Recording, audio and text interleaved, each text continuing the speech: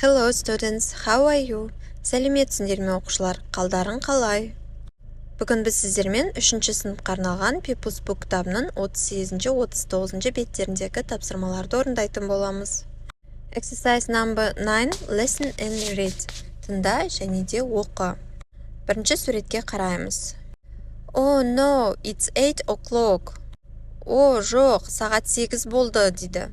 Енді екінші суретке қараймыз. Every day I get up at 8 o'clock. Мен күніге сағат 8-де тұрамын. Үшінші суретке қараймыз. I have a shower and I brush my teeth. Мен душқа түсемін және де мен тісімді тазалаймын. Келесі сурет. Then I have breakfast. Одан кейін мен таңғы асымды ішемін. And then I go to school.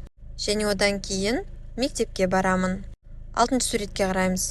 Where are you going? It's only 6 o'clock. Stupid clock. Сен қайда бара жатырсың? Сағат 6 ғана болды ғой. Ақмақ сағат, дейді. Exercise number 10. Read the story and complete. Оқиғаны оқы және де толықтыр, дейді. Бірінші сөйлем. Liam gets up at 8 o'clock. Liam сағат 8-де тұрады. He has a shower and he brushes his teeth. Ол душқа түседі және де тісін жуады. Then he has breakfast. Одан кейін таңғы асын ішеді. And then he goes to school. Және одан кейін мектепке барады. Exercise number 11. Choose the right sentences. Төменде көрсетілген 3 сұрақтың дұрыс жауабын тап, дейді. Суретке қараймыз және де сұрақтарды оқимыз. What time is it? Сағат қанша болды? Who is it? Кім бұл? Үшінші сұрақ. Where are you going? Сен қайда бара жатсың? Енді суретке қараймыз, қай сұрақты қойып тұр екен? Яғни бұл жерде үшінші сұрақты қойып тұр. Where are you going? Сен қайда бара жатсың? Үшінші сұрақ дұрыс. Келесі бізде 13-ші жаттығу. Listen and read, make a new dialogue with your friend. Тыңда және де оқы.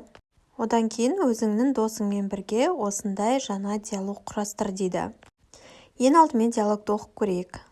Марк. What time do you get up, Lucy?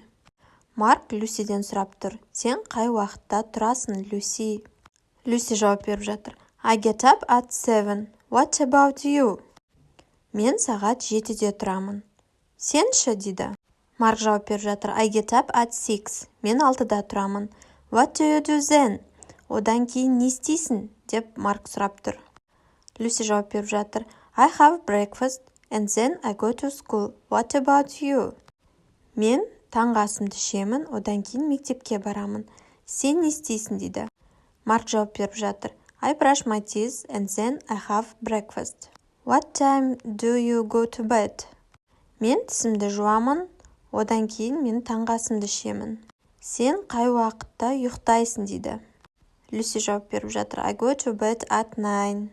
Мен сағат 9-да ұйықтаймын, дейді. Мұны мен диалогты оқып, аударып шықтым. Енді жаңа диалог құрастыру үшін көкпен жазылған сөздерді басқа сөздермен ауыстыру қажет. Енді құрастырған диалогты оқиық. Диана, what time do you get up, Амир? Амир, сен қаншада тұрасың? Амир жауап беріп жатыр. I get up at 9. What about you? Мен сағат 9-да тұрамын. Сен ше, дейді. Диана, I get up at 7. What do you do then? Мен сағат 7-де тұрамын. Сен одан кейін не істейсің? Амир жауап беріп жатыр. I brush my teeth and then I have breakfast and watch TV. What about you? Амир жауап беріп жатыр. Мен тісімді жуамын, одан кейін таңғы асымды ішемін және телевизор көремін. Сен не істейсің, дейді. Диана жауап беріп жатыр. I have a shower and brush my teeth, then I drink tea with milk, then I go to school. What time do you go to bed? Диана жауап беріп жатыр. Мен душқа түсемін, одан кейін тісімді жуамын, одан кейін сүтпен шай ішемін. Одан кейін мектепке барамын. Сен қай уақытта ұйықтайсың, деп сұрап жатыр. Амир жауап беріп жатыр. I go to bed at 10. Мен сағат 10-да ұйықтаймын.